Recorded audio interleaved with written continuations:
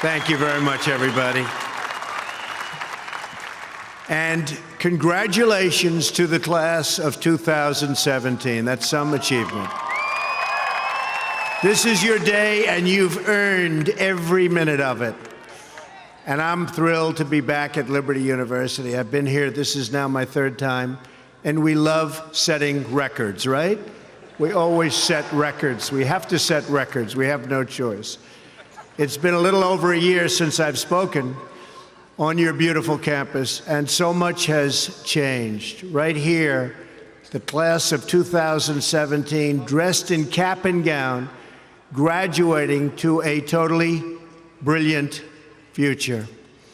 And here I am standing before you as President of the United States. So I'm guessing there are some people here today who thought that either one of those things, either one, would really require major help from God. Do we agree?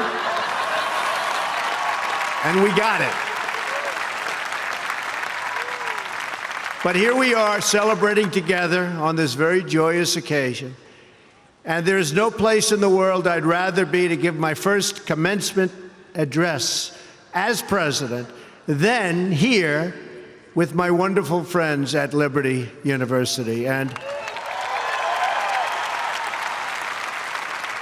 I accepted this invitation a long time ago. I said to Jerry that I'd be there. And when I say something, I mean it.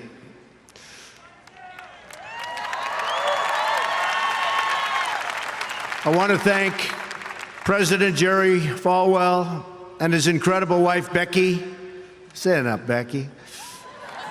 For their kind words, their steadfast support, and their really wonderful friendship. Let me also extend our appreciation to the entire Falwell family, Trey, Sarah, Wesley, Laura, and Caroline. Thank you for everything you do to make this university so exceptional. One of the truly great schools. Most importantly, to our new graduates, each of you should take immense pride in what you have achieved. There's another group of amazing people we want to celebrate today, and they are the ones who have made this journey possible for you. And you know who that is? Nobody. You forgot already. You're going to go out. You're going to do whatever you're going to do. Some are going to make a lot of money. Some are going to be even happier doing other things. They're your parents and your grandparents. Don't forget them. You haven't forgotten yet, have you? Never, ever forget them. They're great. And especially this weekend, let's make sure we give a really extra special thanks to the moms. Don't forget our moms, because graduates, today is your day. Today is your day. But in all of this excitement, don't forget that tomorrow is Mother's Day, right? I had a great mother. She's looking down now, but I had a great mother. I always loved Mother's Day. We're also deeply honored to be joined by some of the nearly 6,000 service members, military veterans, and military spouses who are receiving their diplomas today. Would you please stand? Please stand. Wow.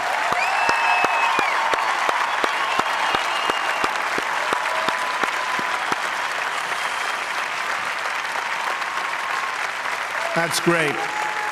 Thank you very much. Great job. We're profoundly grateful to every single one of you who sacrificed to keep us safe and to protect God's precious gift of freedom. It is truly a testament to this university and to the values that you embrace that your graduating class includes so many patriots who have served our country in uniform. Thank you very much. To the class of 2017, today you end one chapter, but you are about to begin the greatest adventure of your life. Just think for a moment of how blessed you are to be here today at this great, great university, living in this amazing country, surrounded by people who you love and care about so much. Then ask yourself, with all of those blessings and all of the blessings that you've been given, what will you give back to this country and indeed to the world? What imprint will you leave in the sands of history? What will future Americans say we did in our brief time right here on earth? Did we take risks? Did we dare to defy expectations? Did we challenge accepted wisdom and take on established systems? I think I did, but we all did, and we're all doing it. Or did we just go along with convention, swim downstream so easily with the current, and just give in because it was the easy way, it was the traditional way, or it was the accepted way? Remember this: nothing worth doing ever, ever, ever came easy. Following your convictions means you must be willing to face criticism from those who lack the same courage to do what is right, and they know what is right, but they don't have the courage or the guts or the stamina to take it and to do it. It's called the road less traveled. I know that each of you will be a warrior for the truth, will be a warrior for our country and for your family.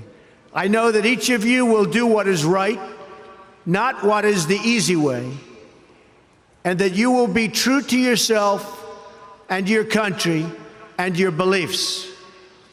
In my short time in Washington, I've seen firsthand how the system is broken. A small group of failed voices who think they know everything and understand everyone want to tell everybody else how to live and what to do and how to think. But you aren't going to let other people tell you what you believe, especially when you know that you're right.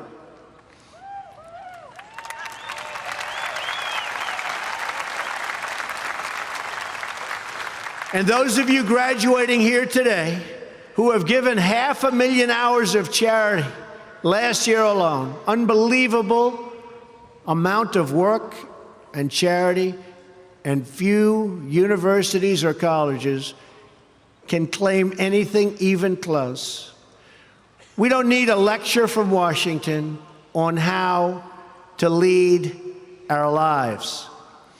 I'm standing here looking at the next generation of American leaders. There may very well be a president or two in our midst. Anybody think they're going to be president? Raise your hand. In your hearts are inscribed the values of service, sacrifice, and devotion. Now you must go forth into the world and turn your hopes and dreams into action. America has always been the land of dreams because America is a nation of true believers. When the Pilgrims landed at Plymouth, they prayed. When the founders wrote the Declaration of Independence, they invoked our Creator 4 times. Because in America, we don't worship government, we worship God.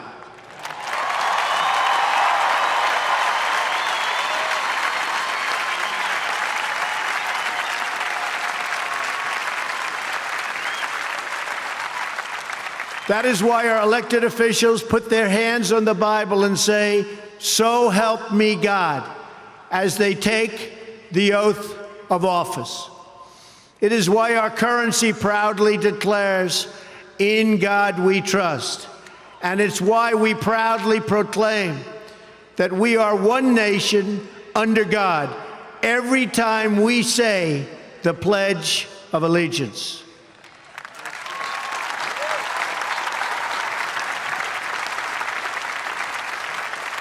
The story of America is the story of an adventure that began with deep faith big dreams and humble beginnings. That is also the story of Liberty University.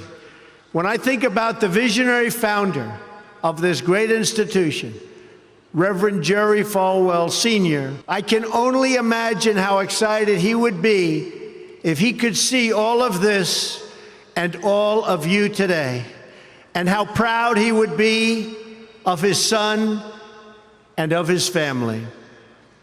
In just 2 days, we will mark the 10th anniversary of Reverend Falwell's passing. And I used to love watching him on television, hearing him preach. He was a very special man. He would be so proud, not just at what you've achieved, but of the young men and women of character that you've all become. And Jerry, I know your dad is looking down on you right now, and he is proud. He is very proud. So congratulations on a great job, Jerry. Reverend Falwell's life is a testament to the power of faith to change the world. The inspiring legacy that we see all around us in this great stadium. This is a beautiful stadium, and it is packed. I'm so happy about that. I said, how are you going to fill up a place like that? It is packed, Jerry. In this beautiful campus and in your smiling faces, but it all began with a vision. That vision was of a world-class university for evangelical Christians. And I want to thank you because, boy, did you come out and vote, those of you that are old enough. In other words, your parents. Boy, oh boy, you voted. You voted. No doubt many people told him his vision wasn't possible. And I am sure they continued to say that so long after he started. At the beginning with just 154 students. But the fact is, no one has ever achieved anything significant without a chorus of critics standing on the sidelines explaining why it can't be done. Nothing is easier or more pathetic than being a critic, because they're people that can't get the job done. But the future belongs to the dreamers, not to the critics. The future belongs to the people who follow their heart no matter what the critics say, because they truly believe in their vision. At Liberty, your leaders knew from the very beginning that a strong athletic program would help this campus grow so that this school might transform more lives. That is why a crucial part of Reverend Falwell's vision for making Liberty a world-class institution was having a world-class football team, much like the great teams of Notre Dame. Great school, great place. In fact, Vice President Mike Pence is there today, doing a fabulous job, as he always does.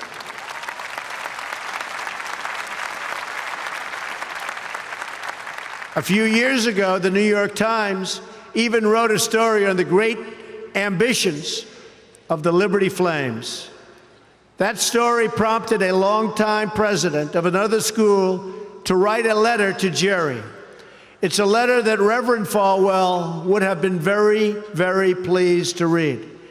Jerry tells me that letter now hangs in the wall in the boardroom of your great university. It came from the late Father Theodore Hesburgh, who was the beloved president of the University of Notre Dame 35 years ago. Like this school's founder, he was a truly kind-hearted man of very, very deep faith. In the letter, Father Hesburgh recalled that Notre Dame's own meteoric rise from a small Midwestern school to a national football powerhouse. And then he wrote something so amazing and generous. He wrote, "I think you are on that same trajectory now, and I want to wish you all the best and encourage you from the starting and from being able to start. very small, and arriving in the big time. Thanks to hard work, great faith, and incredible devotion, those dreams have come true. As of February of this year, the Liberty Flames are playing in the FBS, the highest level of competition in NCAA football. Don't clap. That could be tough. Don't clap. That could be tough. I'm a little worried. I don't want to look at some of those scores here. Jerry, are you sure you know what you're doing here? Those other players are big and fast and strong, but I have a feeling you're going to do very well, right? From the most humble roots, you've become a powerhouse in both education and sports. And just wait until the world hears the football teams you'll be playing on your schedule starting next season. President Falwell gave me a list of some of those schools, the ones you're going to be playing 2018. Would you like me to read the names? Just came out. Would you like to hear them? I'm a little bit concerned. UMass, Virginia, Auburn. Jerry, are you sure you know what you're doing? Jerry, Auburn. I don't know about that, James. This could be trouble, Jerry. Rutgers, Old Dominion, Brigham Young, Army. I might be at that game. Who am I supposed to root for? Tell me. I don't know. That's a tough one, Jerry. I don't know, Jerry. I'm going to have to think about that one, Jerry. Buffalo, Troy, Virginia Tech. Oh, no, Jerry. Ole Miss. And Wake Forest. Those are really top schools. That's maybe in 4 or 5 years I'll come to a game, right? You'll build it up. Well, good luck. The success of your athletic program arriving on the big stage should be a reminder to every new graduate of just what you can achieve when you start small, pursue a big vision, and never, ever quit. You never quit. If I give you one message to hold in your hearts today, it's this: never, ever give up. There'll be times in your life you'll want to quit, you'll want to go home. You'll want to go home perhaps to that wonderful mother that's sitting back there watching you and say, Mom, I can't do it. I can't do it. Just never quit. Go back home and tell Mom, Dad, I can do it.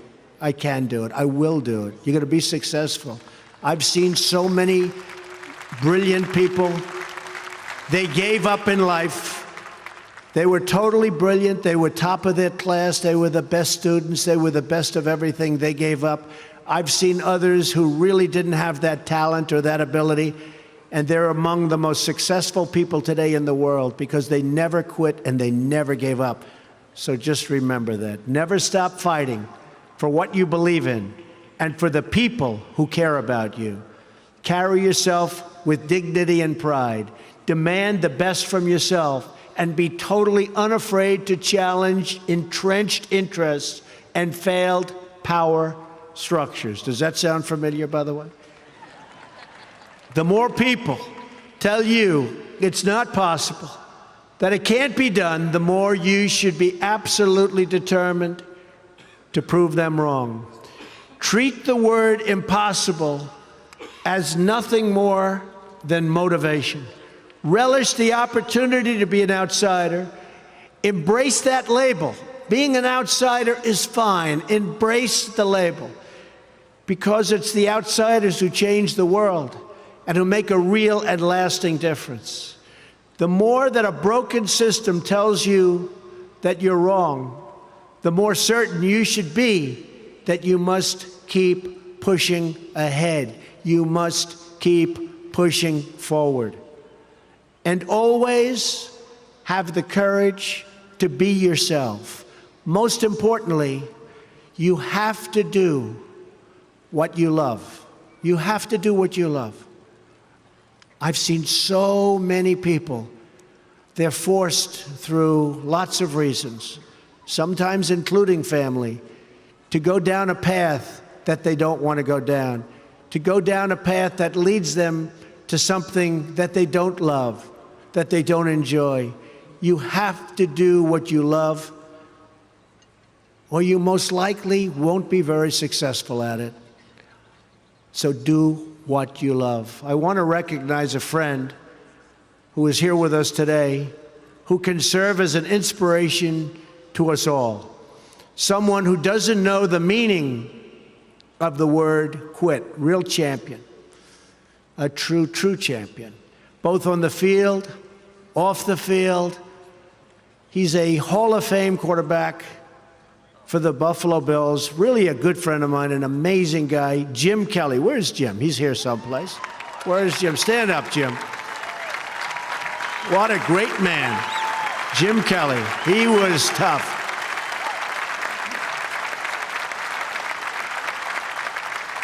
Jim, do you have any idea how much money you'd be making today?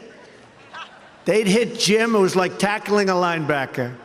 They'd hit Jim, 4 guys, 5 guys that weighed 320, and he'd just keep going down the field. He was much more than a quarterback. He had tremendous heart, and he knew how to win.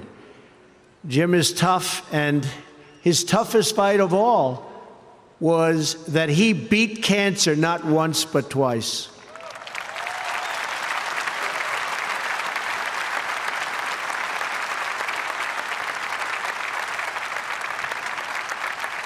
And I saw him and his incredible wife as they were in a very low moment. Jill, very, very low moment. And it was amazing the way they fought. It didn't look good. I would have said, maybe it's not going to happen. But there was always that hope because of Jim and Jim's heart. But I want to just say it's great to have you here today, Jim, and these people are big, big fans. And if you could get a young version of Jim Kelly, you'll be beating a lot of teams, Jerry. So, interestingly, though, I said, I wonder what Jim's doing here. His daughter, Erin, crosses the goal line to you and today with you. So, Erin, stand up. Where are you, Erin? Where is Erin? Congratulations, Erin. Congratulations. Graduating from Liberty. Great choice. Thank you. Liberty University is a place where they really have true champions. And you have a simple creed that you live by, to be really champions for Christ. Whether you're called to be a missionary overseas, to shepherd a church, or to be a leader in your community, you are living witness of the gospel message of faith, hope, and love. And I must tell you, I am so proud as your president to have helped you along over the past short period of time. I said I was going to do it, and Jerry, I did it. And a lot of people are very happy with what's taken place, especially last week. We did some very important signings. Right, James? Very important signings. America is better when people put their faith into action. As long as I am your president, no one is ever going to stop you from practicing your faith or from preaching what's in your heart.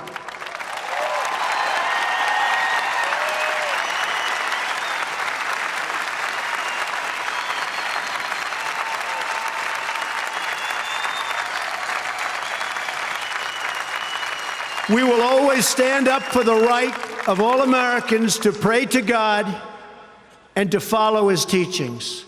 America is beginning a new chapter. Today, each of you begins a new chapter as well. When your story goes from here, it will be defined by your vision, your perseverance, and your grit. That's a word Jim Kelly knows very well, your grit. In this, I'm reminded of another man you know very well and who has joined us here today. His name is George Rogers, Liberty University CFO and Vice President for a quarter of a century. During World War II, George spent 3.5 years as a prisoner of war. He saw many of his fellow soldiers die during the Bataan Death March. He was the victim of starvation and torture as a prisoner of war. When he was finally set free, he weighed just 85 pounds and was told he would not live past the age of 40. Today, George is 98 years old.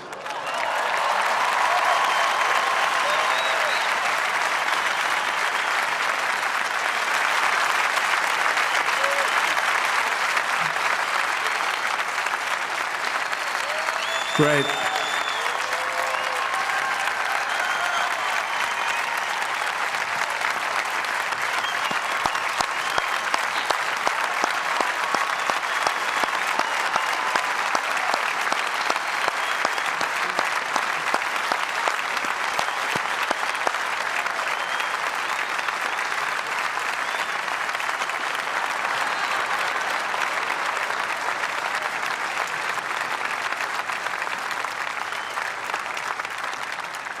That's so great, George. If anyone ever had reason to quit, to give in to the bitterness and anger that we all face at some point, to lose hope in God's vision for his life, it was indeed George Rogers. But that's not what he did. He stood up for his country.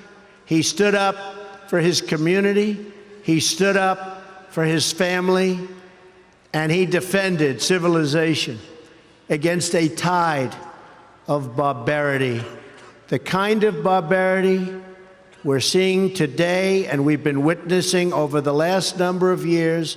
And I just want to tell you, as your president, we are doing very, very well in countering it. So you just hang in there. Things are going along very, very well. You'll be hearing a lot about it next week from our generals. Things are going along very, very well. Through it all, he kept his faith in God, even in the darkest depths of despair. Like so many others of his generation, George came home to a nation full of optimism and pride and began to live out the American dream. He started a family. He discovered God's plan for him and pursued that vision with all his might, pouring his passion into a tiny college in a place called Lynchburg, Virginia. Did you ever hear of that? Lynchburg? We love it. Do you like it? We like it, right? I flew over it a little while ago. It's amazing, actually. What started as a dream with a few good friends, he helped shepherd into the largest Christian university in the world. Just look at this amazing, soaring, growing campus, and I've been watching it grow because I've been a friend of Liberty for a long time now, Jerry. It's been a long time. Thanks in great part to George's financial stewardship. Hundreds of thousands of young hearts and souls have been enriched at Liberty and inspired by the Spirit of God. George, we thank you and we salute you, and you just stay healthy for a long time, George. Thank you.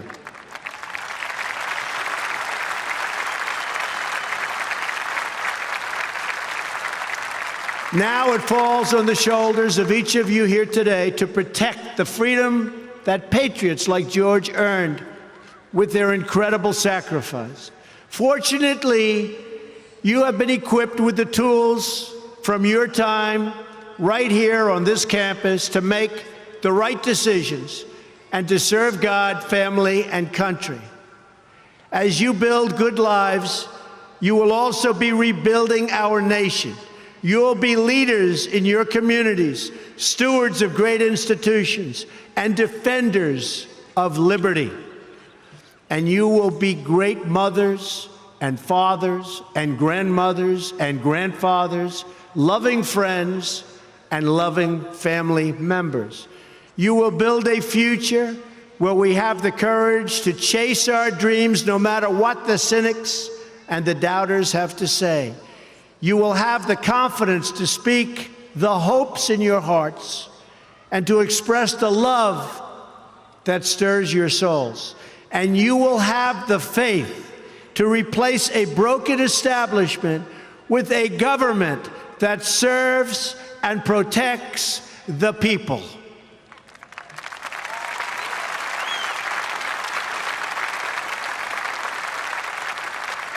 We must always remember that we share one home and one glorious destiny. Whether we are brown, black, or white, we all bleed the same red blood of patriots. We all salute the same great American flag, and we are all made by the same Almighty God. As long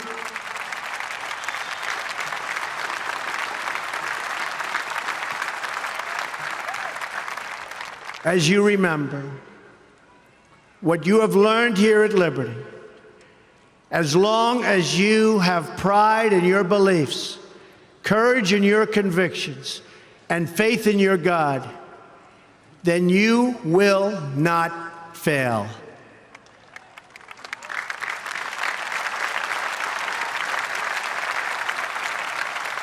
And as long as America remains true to its values, loyal to its citizens, and devoted to its Creator, then our best days are yet to come. I can promise you that.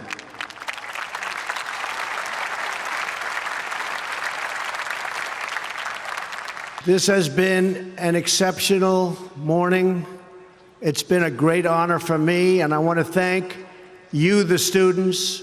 I also want to thank you, the family, for getting them there. And I want to thank and congratulate Liberty. May God bless the class of 2017. May God bless the United States of America.